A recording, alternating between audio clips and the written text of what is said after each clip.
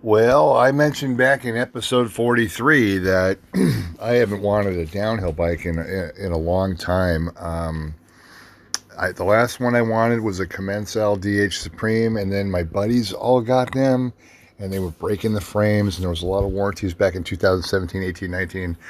And I thought, I just don't know. But then this Specialized Demo 11 came out with this new drivetrain that will give you a chainless feel.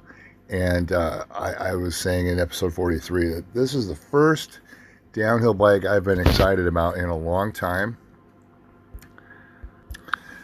And this bike has just won number 4 World Cup downhill win in a row.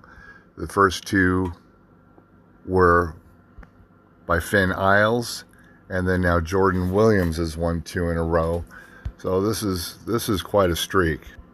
So this reminds me of when aMTBer won 4 or 5 races in a row on his DH Supreme, and that was the fastest bike in the world at the time, and now this is proving to be the fastest bike in the world right now.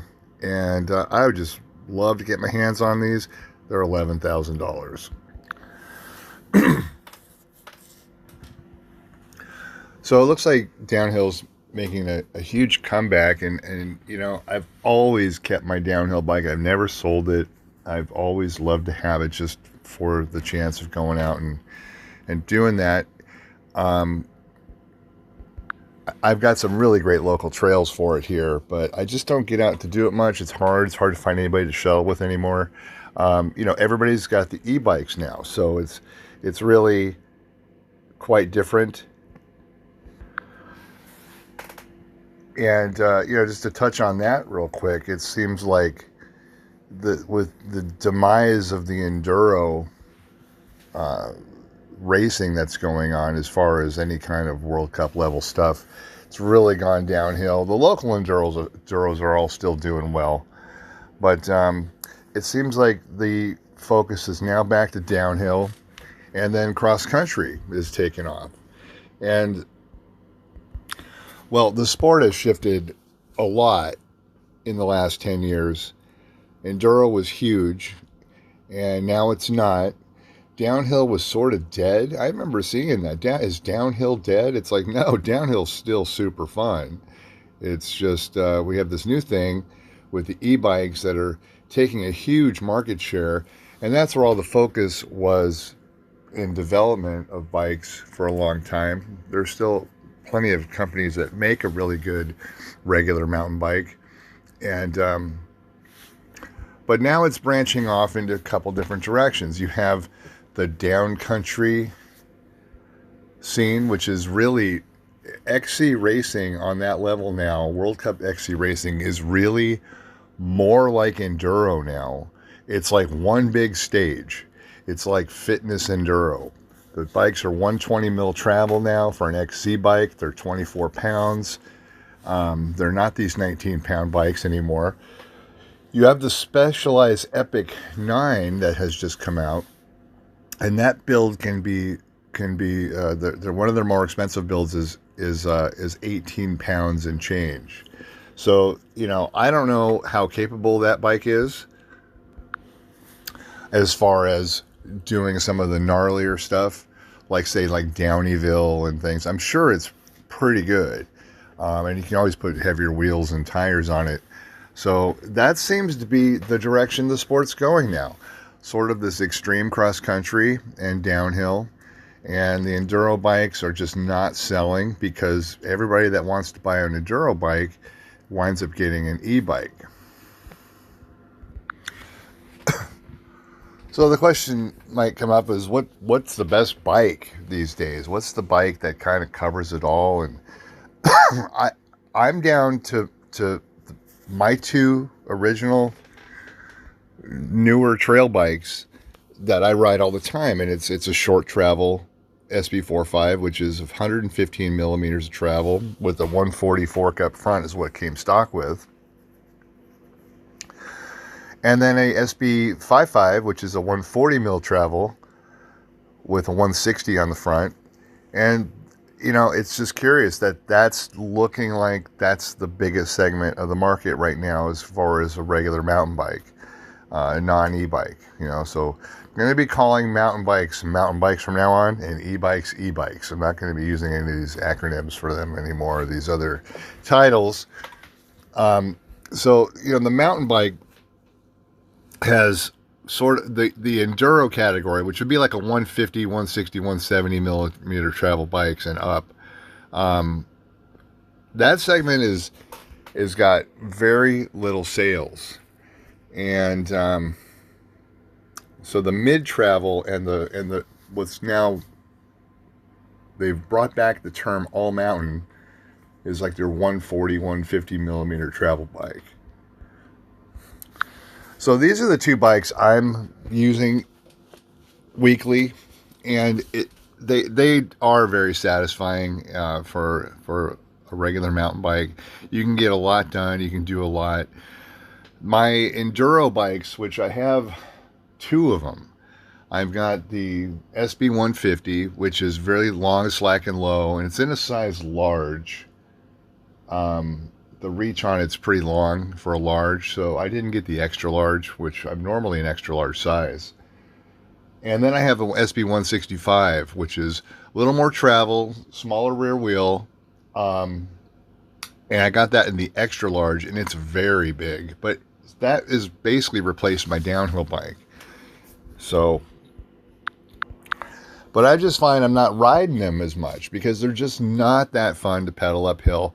And when you used to have the big scene on the weekends where people would all, you know, meet at the places, and there'd be 20, 30 people climbing the same hill, and it was sort of there was a camaraderie that was there. It's just not there anymore. It's a bunch of people on e-bikes now that do their own thing. Most people, I've noticed that most people are riding solo on their e-bikes, and once in a while you'll have a group. You'll have a group of, you know, a few people. So the sport has changed a lot, and for me to go out there on my enduro bike, you know, it's just tough because these climbs are 20% grade, and I can see why the e-bikes have taken over my local area. It's just so hard to get an enduro bike out there to the top of the hill. It's brutal. So I find myself, instead of lugging a 34 pound bike up the hill, I'm taking my 25 pound bikes up the hill. Actually, let's see, the short travels of 28, and my all mountain bike is about 30. And I do have a 29 pound 27.5 bike too, but I don't ride that yet. I haven't pulled that down out of the rafters yet. So I'm able to tackle most of these trails on the mid-travel bikes. You know, the short travel one, I find its limits pretty quick. In fact, I was riding that one last night for a sunset ride on the rocks, and there's a section where you basically cross a road, you jump up onto the other side, and it's all hard rocks with gravel on top. And in between the rocks is like loose sand and gravel, and there's no brake, there's no rear tire that works for this. It's terrifying. It's like you hit the brakes, it's just ice. So I creep in slowly, find a place, and then I'll look for the first little drop area and let go, and then sort of push through over the chunk to the next safe spot, and then find the next line, and same thing. It's gravel, like literally like the granite rocks, like for a gravel road, on top of rock with crevices between it. Your tires can fall in, and it's just terrifying. And then you're pointed downhill, and then there's like a big rock that's your front wheel's not going to go over it easily. You have to, you know, either avoid it. And so it's like this little skidding. It's just, you're just skidding and finding safe spots to set up for the next section. And I did that on the 115 millimeter travel SB45. It's actually 114 millimeter travel. And I've got a 150 fork on there because that's the way I built it with a 36 to make it like a super capable trail bike. And I had everything in mind, from my local single tracks that are lengthy, like 10-mile single tracks with some chunk, to things like the Canal Plunge. I had it in mind for this bike when I built it. And it's been my favorite bike for a long time. The new current generation of bikes that's out there that are similar to it are like the new Revel Ranger version 3. That's a 120 bike with a 130 fork stock. You can put a 140 on it. I wouldn't be surprised if you could put a 150 on it and just run the sag a little lower too. But it's all coming full circle from 2018 when I bought these two trail bikes. That seems to be the most popular category again. And so I remember getting sort of like the little bit of the comments from the bike shop people and stuff like, oh, when are you going to get a new bike? You know, the new stuff is so much better. It's like, well, not really for me. It's not. And when I got the 5.5 stolen, I couldn't, they stopped making them. And so for a couple of years. And so I bought a 150 as a replacement, and I had to wait a long time because it was 2020. I had to wait quite a while to get all the parts in.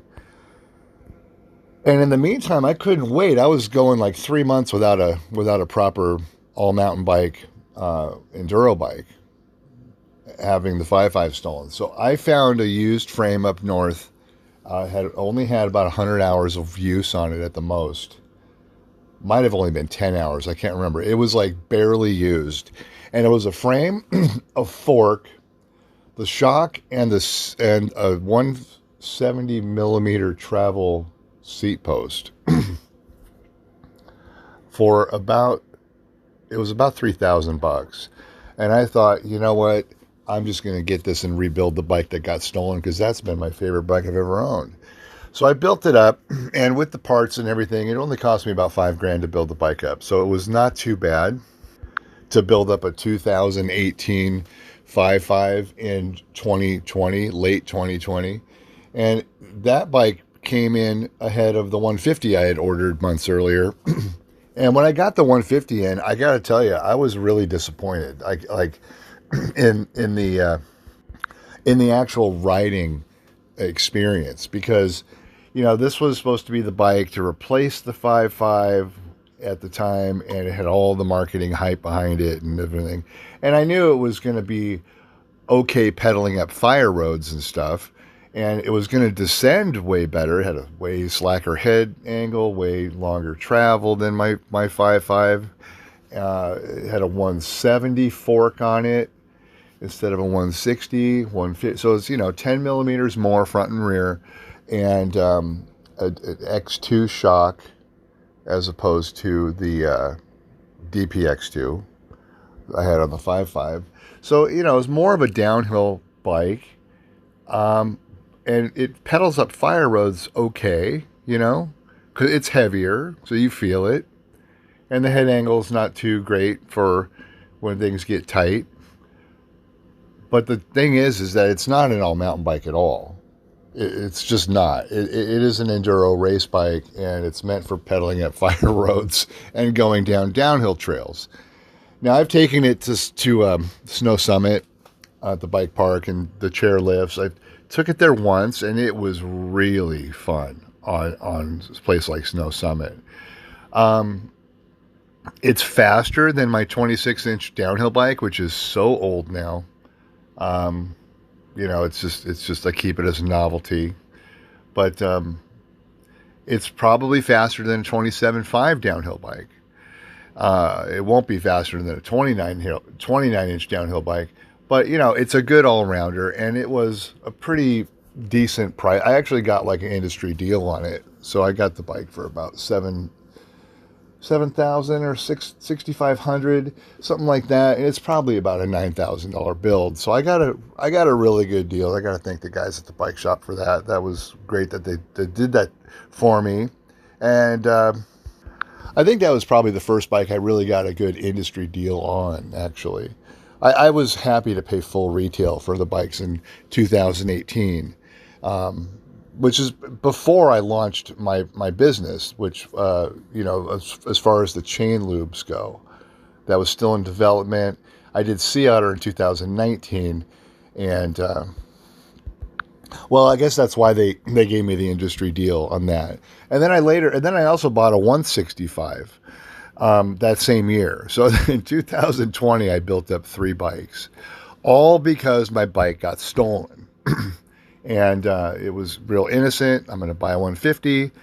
It took forever. I built up another 5.5 in the meantime for pretty good deal. It's what I want. I know it's a lot for a used bike, but it was what I wanted. I wanted to build up the bike I had before. And I had finally settled on just getting a 165 as my downhill quote bike, right? Which it's not. It's a 165 travel in the rear. And it's got its limitations on that, but it's really poppy and fun and fast. It's heavy. It's got a huge gear range with the SRAM Eagle 52 tooth sprocket in the rear, which is kind of ridiculous if it's a downhill bike, but it's not. It's more of a this is a bike that has no category. It's won Rampage a couple times, but I don't think it'll ever win an enduro race. I just, they have a mullet version of it now with a 29 up front, and it's got a single crown fork on it at 180, a Fox 38.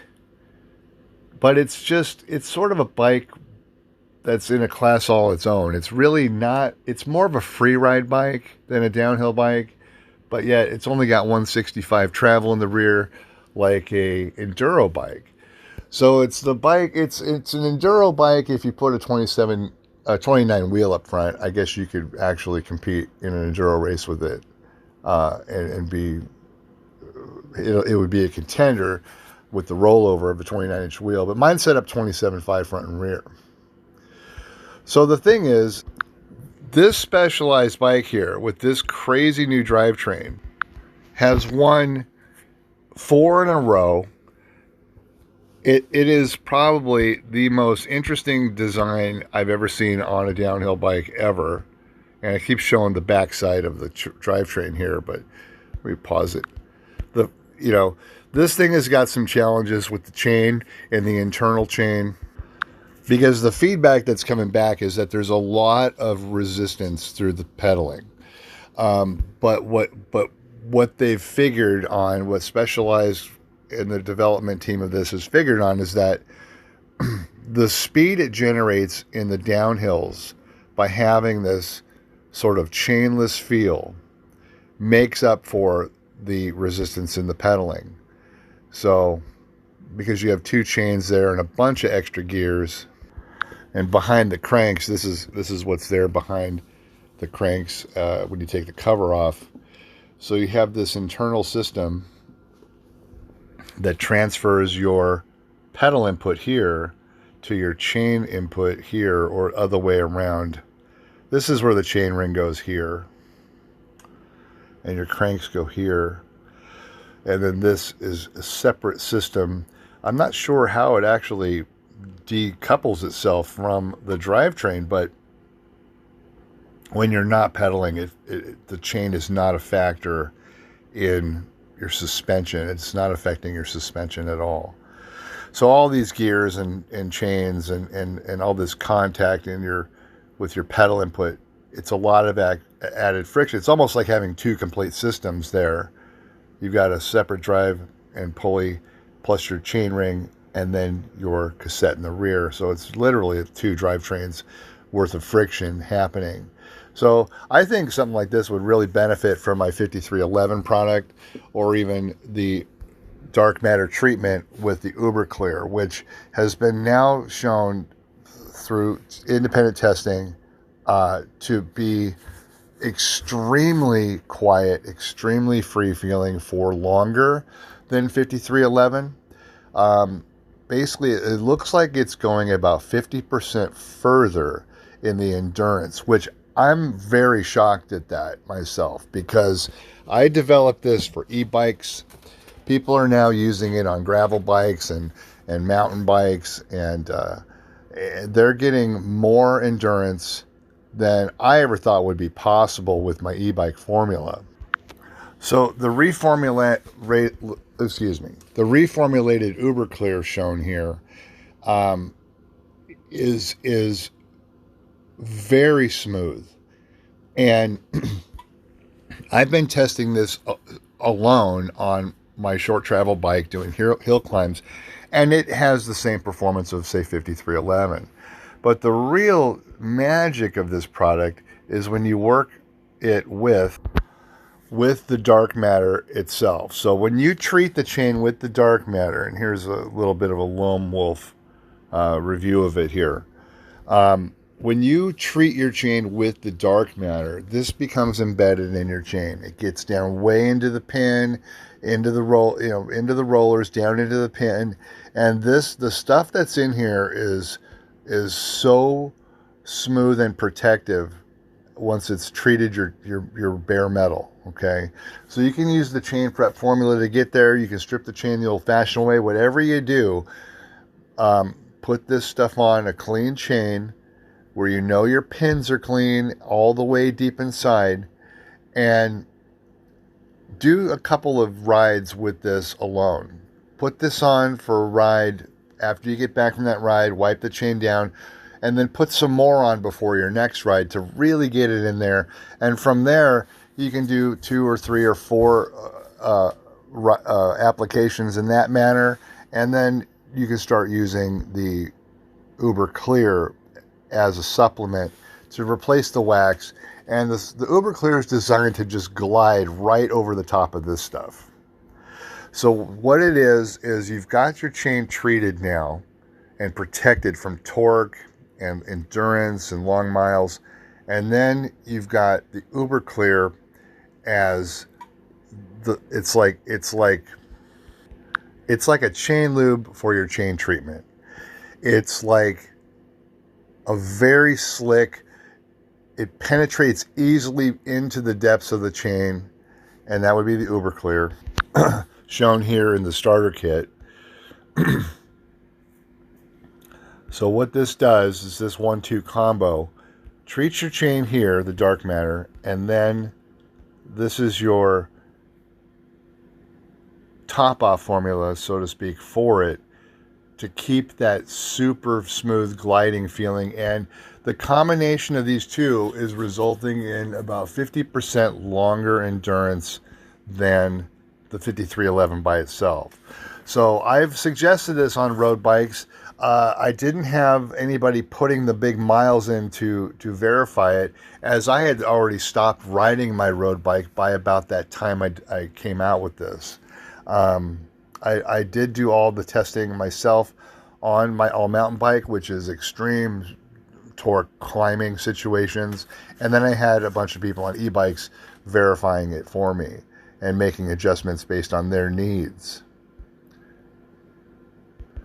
So this combination is proving to be even beyond my expectations and what I designed for it for. And the chain wear is it's next to nothing as well, just like 5311. So you're going to get a ton of miles on an e-bike. You're going to get somewhere between 3,000 and 5,000 miles on your chain on an e-bike, which is unheard of. It's literally unheard of. And I've got people that have done that multiple times now. So it's not just a fluke. And very shocked at the just how many miles it's actually getting. It's about 10 times what a regular chain lube will give you on your e-bike, mountain bike chain. But the real focus of this here is in today's pedal bikes, including that Demo 11 with its double drivetrain, so to speak. You know, it's got, instead of one chain and 2 gears, it's got 2 chains and 4 gears. You're pedaling through it, so it's double the friction, double the resistance. And a product like this would be fantastic for a downhill bike like that, because you would treat the chain a couple of times, take the cover off, put the Uber Clear on, and you're going to get hundreds of miles out of that internal system without any exposure to dirt using something like this, and nothing to clean up and that kind of thing. So here's another downhill bike called the Darkmatter now. How fitting is that?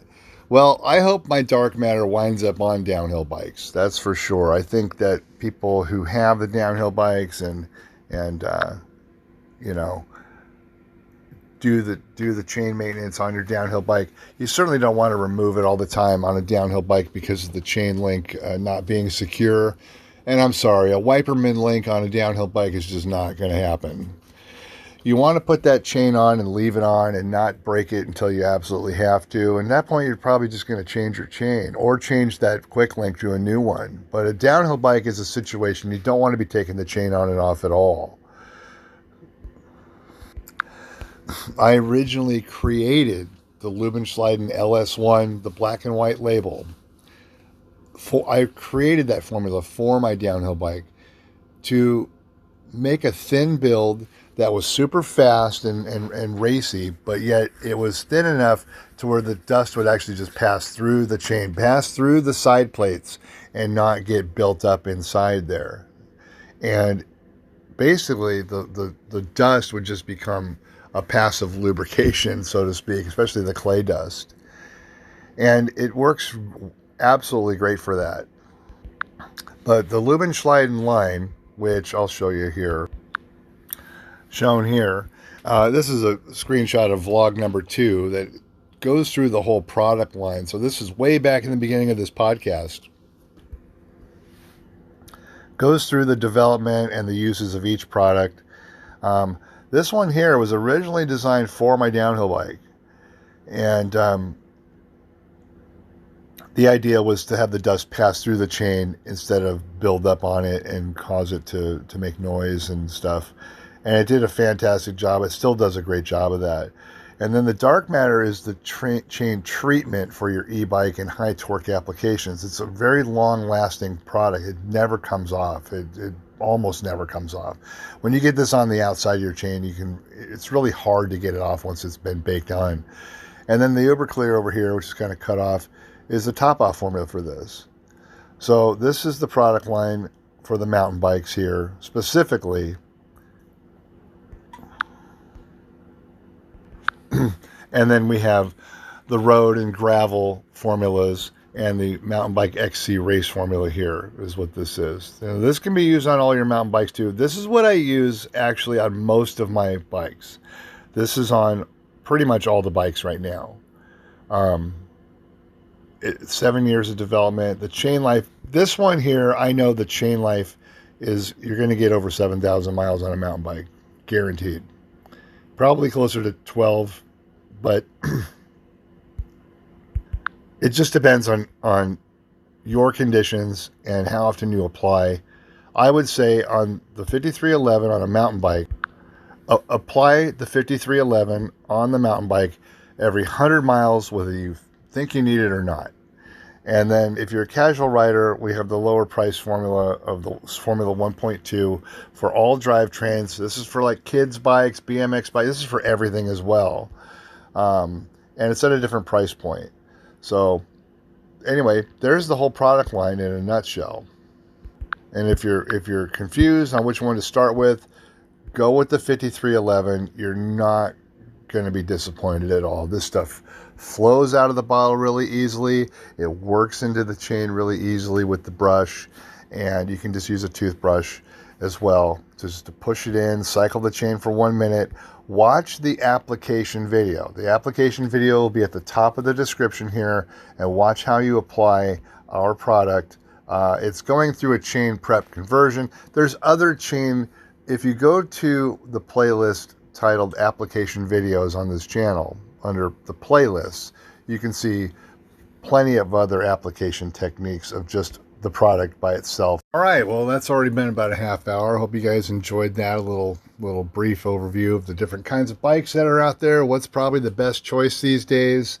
You know, there's so much to choose from, and I think it's really narrowed down to basically 2 types of mountain bikes are leading the pack, and that is your short travel trail bike, which can also be an XC race bike depending on which wheels and tires you put on it.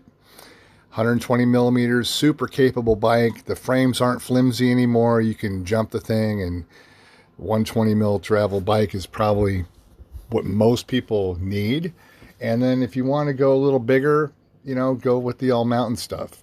140 to a 150 travel trail bikes are really fun. It's as close to an enduro bike as you're going to get without the limitations of pedaling on a long, low, and slack bike that just, I have a hard time getting up and over obstacles on an enduro bike. Although they are fun, they are limited in climbing. And for me, I'm spending 75% of my time climbing, more like 90% of the time climbing. So I want a bike that's fun to climb, makes that enjoyable as it can be. And I just don't get that with the enduro bikes. You know, the trails that are fire roads, climbs with cool downhills are fine for it, but it is slower. And then you got your downhill bikes, which, you know, pretty much for the bike park and the ski lifts. So, but in any case, all these bikes need their chains well maintained to save you a ton of money over time. And you know, give our stuff a try. Like I mentioned, 5311 is probably where you start. And if you get an e-bike, try the Darkmatter with the new reformulated Uberclear. You're going to find it is a magical combination. And especially if you want to get more endurance out of your road bike, gravel bike, XC race bike, this combination is also proven now to be beyond my expectations. I'm telling you, I am shocked at the feedback I've gotten in the last couple of weeks from people using this on their regular bikes. It blows me away. So, all right, guys. Chainwax podcast. I think we're at episode 66. So thanks for watching. Website, all the links are in the description. Please leave a like and a comment. It really helps other people find this video. But it makes it's night and day. Without likes and comments, I get 15 views. With likes and comments, I'm getting 85 views. So, you know, just a little channel. Just leave a like. Doesn't cost you anything. Helps us out a lot. Thanks a lot, guys. Give us a call. If you have any questions, send me an email. And we'll talk again soon. Bye-bye.